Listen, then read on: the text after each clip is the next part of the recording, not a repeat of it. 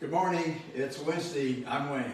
Welcome to Wednesdays with Wayne, brought to you by the Real Estate Business School, where you get your license and learn to use it. This is the learn to use it part. Before we get started, the first thing I want to do, as always, is thank you for your time. And I do that because a long time ago, a good friend of mine told me the most valuable thing anyone can give you is their time. So thank you for your time.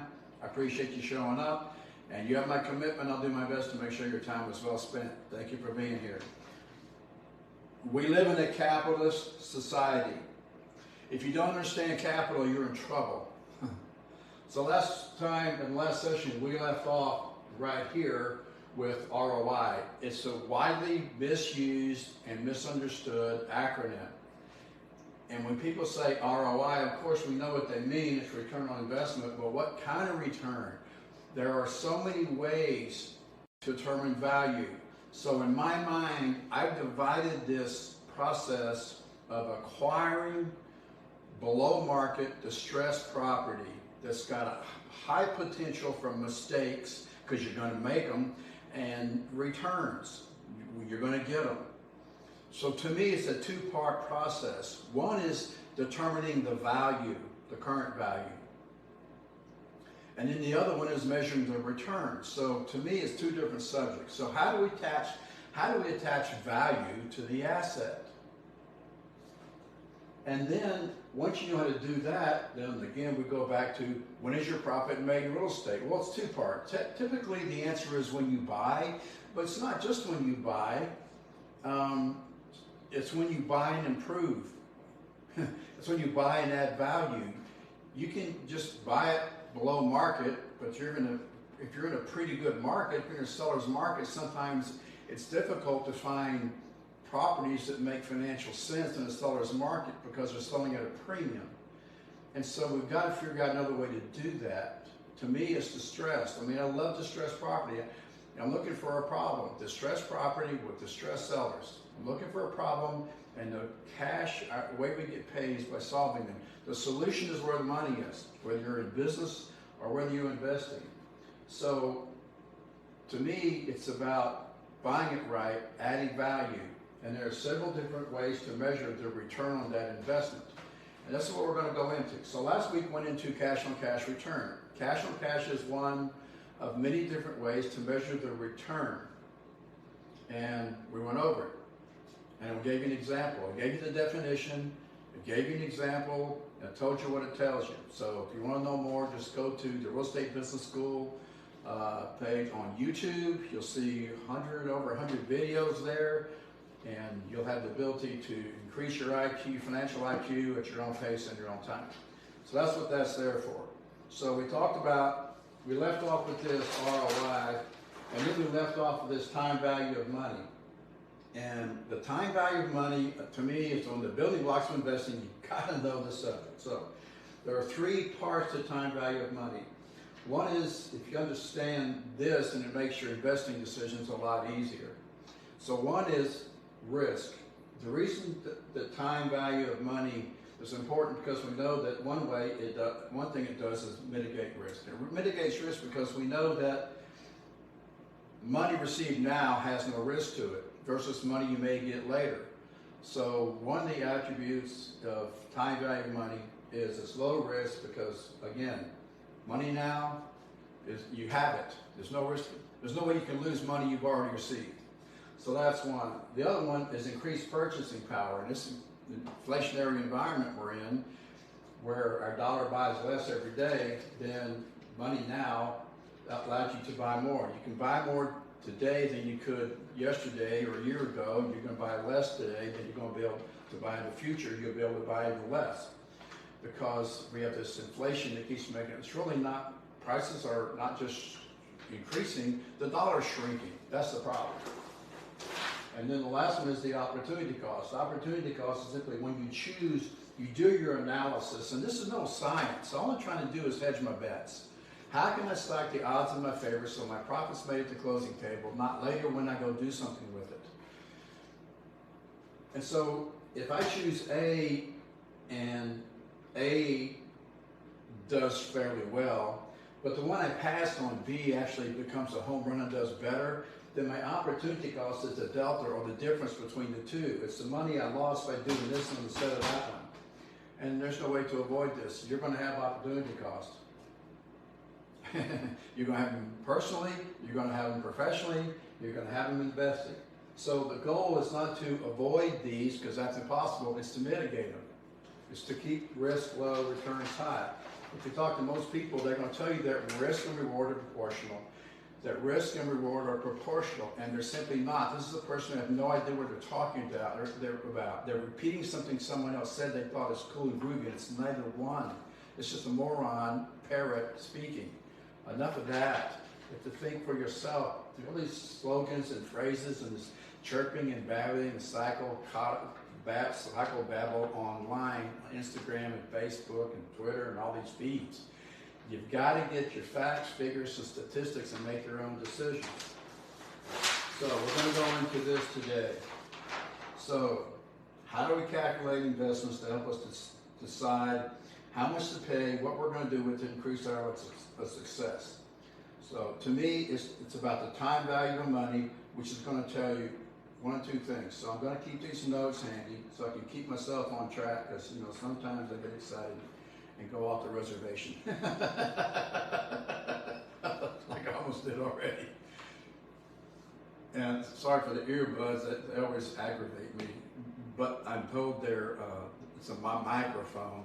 And so it's going to help the audio better for those who watch it later. So bear with me on these, okay? Thank you. What's present value and what might future value be? In other words, what should we pay for a property and what can we sell it for later? So in residential sales, just to backtrack a little bit, it's fairly easy to find value. Most people won't invest because they're fear of loss, because they don't know how to attach value to the asset. And residential real estate is fairly easy because it's sold properties. You have three things when you do a comparable market analysis or an appraisal. These same process, different licenses required to be an appraiser, but the process is the same. What is active? What's the competition? What expired? What died? Didn't sell because it was over-marketed and under-marketed and overpriced? And what was withdrawn because people gave up? So it's active, and then what has sold? And so it's active, expired, sold. Excuse me. Active, expired, sold. Active is the competition. Expired, didn't sell. Sold properties are fair market value. That's the definition. What properties have sold for by a willing qualified buyer and seller, neither being under duress. So you don't want to pay fair market value, you won't buy below market value, so you're looking for distress. That's what we want. But that's the definition. You can find those in your local multiple listing service. So that's why I keep saying to people, get a real estate license. It sounds self-serving, and some level it is, but not if you're not in Texas. Man, I don't care. A few shekels I make on a real estate class is one thing, but the real money is in owning it, not listing it and selling it to someone else. Because if you split a commission with the other broker, you're making 3%. And you're never going to get rich 3% at a time, especially if you're paying your broker, the IRS, and your expenses, which you are and better be, out of that 3. It's just not going to happen. But the goal to me is understanding the difference between cash and cash flow. And once I figured that out, I'm okay. I make my commissions, but I don't spend them, I invest them. This is why I keep telling people, if you save money, you lose it. You can't afford to save money. It's the biggest paradox in the world. I don't have any money, I'm afraid I have enough money, so I'm going to save it. If you save it, you'll lose it, period.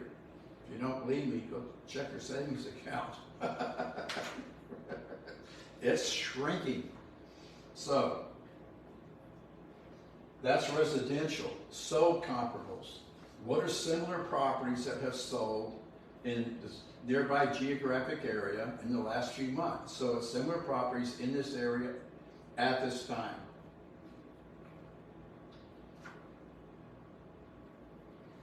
That's how we determine fair market value in residential. In commercial, you're buying money. What you're doing is we're acquiring an asset, hopefully below market, where the future value is going to be much greater than the present value.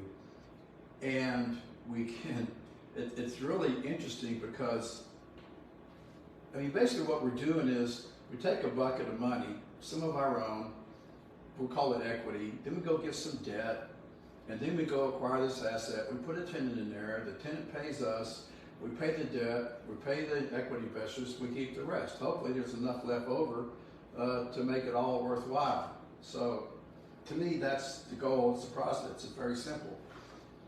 I'm buying money, and then money makes money. So you're making money with your money. So you're no longer exchanging labor for money. You're getting out of the industrial age thinking, which is the mindset that most of us were raised with.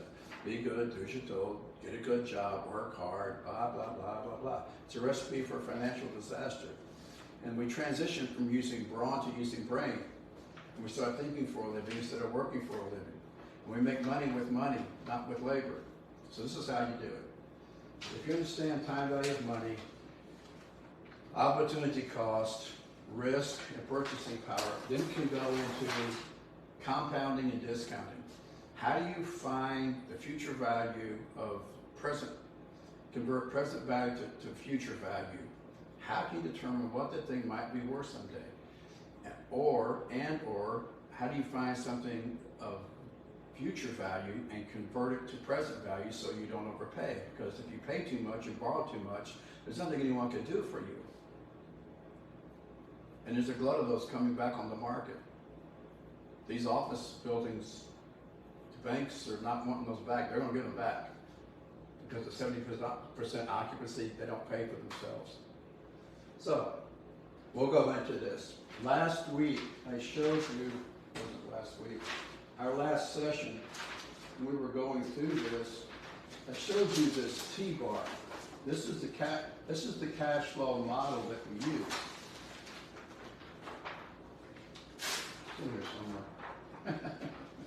Oh, we did a lot of work.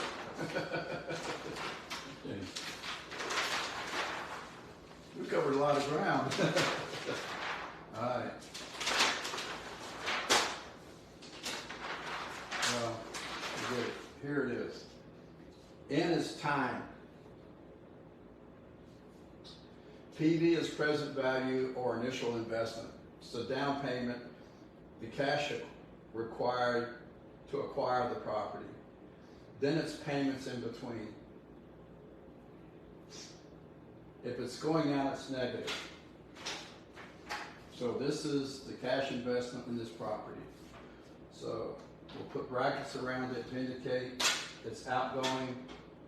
There are no payments coming in. There's future value, and then there's interest or yield. So you have 1, 2, 3, 4, 5 pieces to this. If you get 4, you can figure out the 5th one. So in this simple example of compounding, we're going to show you very simply how we're going to take someone else's money, acquire this asset, and calculate the value. So there are several metrics. Cash on cash is 1, and time value of money is 1. This is compounding. How to determine the future value of this investment. This is how you do it. You set this up, and I asked you last week to go buy this calculator, and I hope you did it, because you're going to need it. It's this HP 10B2. So go get a hold of this thing. And you set this thing up, it's very simple. This is compounding. Compounding is you take your investment, at the end of the year, it earns interest. That interest is applied to the principal, and every year you add the interest to the principal. So you have interest on interest, interest on principal, and it keeps its compounds every year. This is what Einstein called the 8th wonder of the world, compound interest. If you want to get really, really rich, you understand compound interest. It's money making money, not you making money. So we're going to set this up, and we'll do this calculation. I'll show you how to do this. So first of all is M, which is time. And so if you look at this, the top row here, you can see this. So you see the N up there. Here's the N right here. Here's the interest, IYR. That's at the bottom, that Y down there. Present value is top right, PV, also known as initial investment. This is payment, right there under PV, and then future value. So these will tell us how this works. So what I do is just to get my thoughts organized, get everything down. I'm still kind of, I'm a pen and paper guy at one level. I want this stuff all down so I can see it and I can tell what I'm looking at. And so the first thing we want to do is we want to set the time periods. So if you press Shift clear, you'll see the time periods. And sometimes these are set, like see this one's set on 12 payments per year. Well, our periods are annual, so we want to set it to 1 a year. So we press Shift 1, payments per year, Shift 1, payments per year, and now we have 1 payment per year. There it is. So we can calculate these periods. So let's say that in this calculation, the question is, what is the future value of an investment? So you put $50,000 into an investment. What is it worth? And you're going to hold it for 3 years. There's no cash flow. There are no dividends. It's a 3-year hold. You're parking that money. It's going to pay you a 12% preferred return plus a profit share, 50%. Pretty good deal. 12% preferred plus 50%. 3-year hold, 50,000 in, no payments, no dividends, no cash flow. What's the future value? What is that going to be worth in 3 years? Well, let's go calculate it. I'll show you how easy this is. You take in, and what's in? What's our time? It's 3, right? So you go, hope you can see this. It's 3 in. There it is. Our interest is 12, so we got 12 interest per year. Our present value is $50,000. Is it going out or coming in? It's going out, right? So that needs to be negative. So we press the minus button, we enter it here, and there it shows a negative 50,000. We have 0 payments. We want to calculate future value. 70,246 and change. So this $50,000 investment in 3 years has a future value of 70,246 and change. 246 plus the profit share.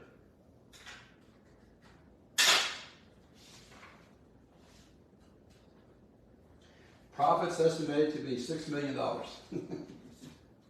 There you go. So now we calculate that, $6 million. It's divided, it's split 50-50, right? Right, because I'm the 50. There's divided by 2 is $3 million. So $3 million, and we have 30 investors. Divided by 30 is $100,000. So 100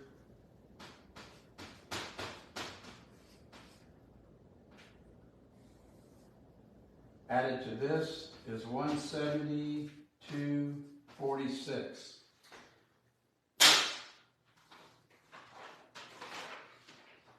That's the future value. So if you take $50,000, this is 12% preferred return for 3 years, make no payments in the interim, and receive no payments in the interim. There's no cash flow, no dividends. And you split the profits 50-50 and there's $6 million, then your return is 172.46. Now, what was your actual interest? You can actually calculate that. So all you have to do is go back in here and go back to N, 3N, and put that in. And your interest per year, we're going to calculate, so we'll leave it blank.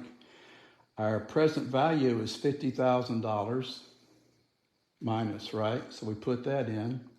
Payments were 0. Future value is 170,246. Let's put that in, and let's solve. So there's our actual interest. We have made 50%, over 50% interest on our money. So that's how you calculate future value. And as I just showed you, no matter which four of these you have, you can always calculate the fifth one. So you can calculate for future value, or if you know future value, you can calculate your overall interest rate. So 12% preferred return plus profit share came out to be a 50.4% interest rate. It's a pretty good return on your money. Banks are going to give you that. I'll give you that. So this is the deal we have right now. And if you want to know more about how to do this, just email me offline. Let me know if you're interested. I'll show you how to do it. And we'll send you the pro forma. The next one is discounting. So that's how you compound. That's it. What's the future value? What could it be? Discounting is the opposite. You take something in the future and you bring it back to present, called, what should I pay for this? You know, I have a book I wrote called, What's That Property Really Worth? This CE course that's approved by the Texas Real Estate Commission. You can take it, get credit. And it's all about how to attach value to the asset. So again, to me, it's in two parts. One is attaching value, and then after you go through the process, you measure the returns.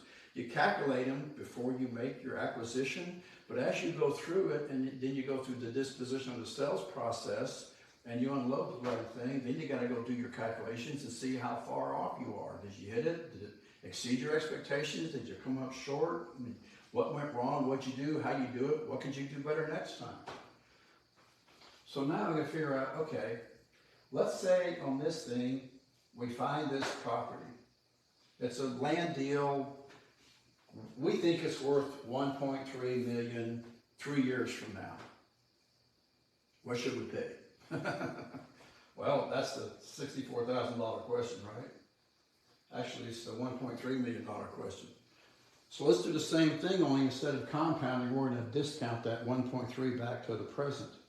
So we'll use the same T-bar, and it's got the five categories. You have time, you have present value or initial investment, you got the payment, which there won't be any of, then future value and interest. So if you think this property is going to be worth $1.3 million 3 years from now, you want a 10% return, you're not going to make any payments on it, just going to hold it. What would the present value of it be? What should we pay? So let's do it. Sports fans, let's go. Check this. Still one payment per year. I hope you can see this. 3, that's the problem with beyond this. I'm talking to a piece of plastic. I don't even know who you are, who's on here, what is even happening. I'm just going through my motions. So I wish there was a feedback mechanism. Unfortunately, there's not. So anyway, we go 3 in. Just go with it, honey. The next one is interest per year. We're looking for 10, so we're going to plug that in there. We don't know our present value. That's the question. Our payments are 0, so we're going to be going 0 payment. And then the future value is 1.3 million, right? So we put 1.3 future value, and then we solve for present value. And it looks like we pay $976,709.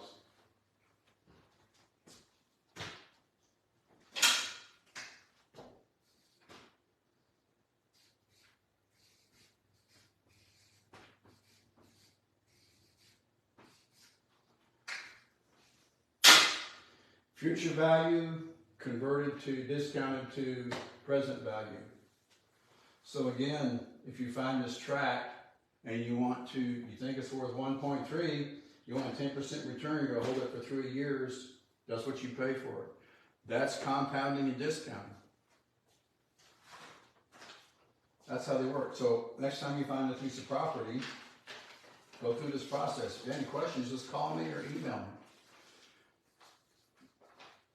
info@buildmyrebusiness.com. So this is what we teach at the Real Estate Business School. Real estate's a business, it's not a career. If you don't treat it like a business and run it like a business, you're out of business. But to me, you take your business, there's 3 steps. Get your license, build your business, invest your profits. The wealth in real estate is in owning it, not listing it and selling it to someone else for shekels. Okay? It's like tip money, right? I mean, you get 3%, you pay your wait staff 20. And you're working for 3. Stop working for tips. So here's what happens, right?